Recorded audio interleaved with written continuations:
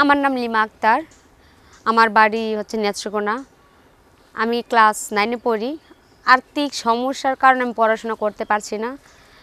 আর হচ্ছে আমার বাবা মা নেই। আমি ছোটোকাল থেকে আমার চাচার কাছে বড় হয়েছি।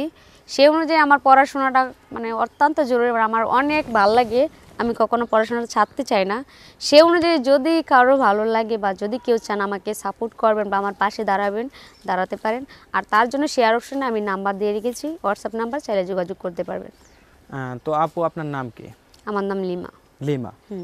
দেশের বাড়ি কোথায়? নেত্রকোনা। নেত্রকোনা। পরিবারে আপনার কে আছে বললেন? পরিবারে এখন আপাতত কেউ নেই, আমি চাচার কাছে বড় হয়েছি। চাচার কাছে বড় হয়েছে। এখন কি চাচার বাসায় থাকেন না? চাচার বাসায় থাকি। চাচার বাসায় আছেন। তো এখন আমাদের প্রতিবেদনে আসছেন কিসের জন্য? আসছি এই জন্যই, আমার চাচা চাচ্ছে যে আমাকে জোরপূর্বক বিয়ে দিতে, পড়াশোনা বাদ দিতে। কিন্তু ভাইয়া আমি পড়াশোনা বাদ দিতে চাই না। আমার পড়াশোনা আমার অনেক ইচ্ছা যে অনেক দূর পর্যন্ত এগিয়ে যাওয়ার, সেই অনুযায়ী। আর সেই অনুযায়ী যাওয়ার জন্য আমি প্রতিবেদনে আসছি। যদি কারো ভালো লাগে, যদি কেউ চান যে আমার পাশে দাঁড়ানোর পর আমাকে পড়াশোনা করাবেন, সমস্যা নেই। বিয়ে যদি করতে চান আমি করব, কিন্তু আমি আমার পছন্দ অনুযায়ী করতে চাই। তো সেক্ষেত্রে কীরকম পাত্র চাচ্ছেন? সেক্ষেত্রে পাত্র চাচ্ছি হোক দেশি বা প্রবাসী, কিন্তু মন মস্তিষ্ক ভালো থাকতে হবে, মনের প্রতি ভালোবাসা থাকতে হবে অনেক মনের মধ্যে। মন তো সবারই আছে, কিন্তু মনের মধ্যে তো ভালোবাসা সবার নেই। আর থাকতে আর স্বাভাবিক, অনেকের আছে। আবার দেখা গেছে কি আপনার অর্থের প্রয়োজন, পড়াশোনা করার জন্য অর্থের প্রয়োজন। শুধু মন দিয়ে তো আপনাকে পড়াতে পারবে না, না, তার তো অর্থ সামর্থ্য সব কিছু থাকতে হবে। কিন্তু অর্থ দিয়ে তো সব কিছু হবে না। যার মনটা সুন্দর থাকবে সে মানে সে যদি চায় দুটোই লাগবে, করতে পারবে। মোট কথা দুটোই লাগবে, অর্থ লাগবে, মনও লাগবে। তো আপনার সাথে যদি দেখা করতে চায় তাহলে সেক্ষেত্রে কোথায় আসতে হবে? আমার সাথে প্রথমত আমি দেখা করতে পারবো না।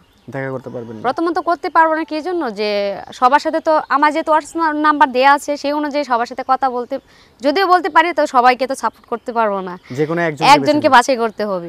সেই ক্ষেত্রে বাছাই করার পর ফোনে তাকে বলে দিবেন আপনার অ্যাড্রেস। হ্যাঁ, তারপর আমার গার্জিয়ান আছে, আমি ওনাদের সাথে মিট করবো একসাথে। তো আপু, যতটুকু আমরা জানতে পেরেছি আপনি কতটুকু পর্যন্ত লেখাপড়া করেছেন? এই বছর ক্লাস 9। ক্লাস 9। এখন কি পড়াশোনা রানিং আছে না বন্ধ? রানিং আছে। রানিং আছে। তো আমরা প্রতিবেদনের একেবারে শেষ পর্যায়ে, তো বিদায়ের পূর্বে দর্শকদের উদ্দেশ্যে কিছু বলার আছে? আমি শুরু থেকে যেটা বলছি, এখন শেষ পর্যায়ে আমি সেটাই বলতে চাই, যে আমার পড়াশোনার প্রতি অনেক আগ্রহ। আমি চাই পড়াশোনার দিয়ে অনেক দূর পর্যন্ত এগিয়ে যেতে। যদি কোনো আগ্রহী ব্যক্তি থেকে থাকেন তাহলে আমার পাশে দাঁড়াতে পারেন।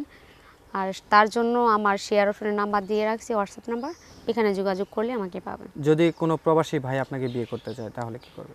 আমি ফার্স্ট টাইম বলে দিছি, প্রবাসী বা দেশি না, যে কেউ চাইলেই পারবে। যে কেউ চাইলেই পারবে, তবে প্রবাসীরা যদি একটু বেশি চায় তাহলে সেক্ষেত্রে কি করবে? প্রবাসীরা তো আপনাকে দেখা গেছে ছুটিতে আসবে, 3-4 মাস সময় দিবে, তারপর বাইরে চলে যাবে, তখন কি করবেন? তখন কি করব? হ্যাঁ, তখন সে যদি চায় যে বিয়ে করার ফ্যামিলিতে রেখে যেতে পারবে, কারণ বিয়ের পর তো শ্বশুর বাড়ি ছাড়া মেয়েদের স্থান অন্য কোথাও হয় না, তো আমি ওর বাড়িতে থাকতে চাই। ওর বাড়িতে থাকবেন? তো বিয়ের আগে মানে যদি প্রেম করতে চায় সেক্ষেত্রে কি প্রেম করবেন? বিয়ের আগে আমি কোনো প্রেম করতে চাই না। প্রেমও করলো, আপনার পড়াশোনা চালাইলো? না না না, এরকম পজিশনে থাকতে চাই না। এরকম থাকতে চান না, ডাইরেক্টলি বিয়ে করতে চাচ্ছেন? তো আপনার মানে ভবিষ্যতে কি করার ইচ্ছা? ভবিষ্যতে কি করার ইচ্ছা? হ্যাঁ,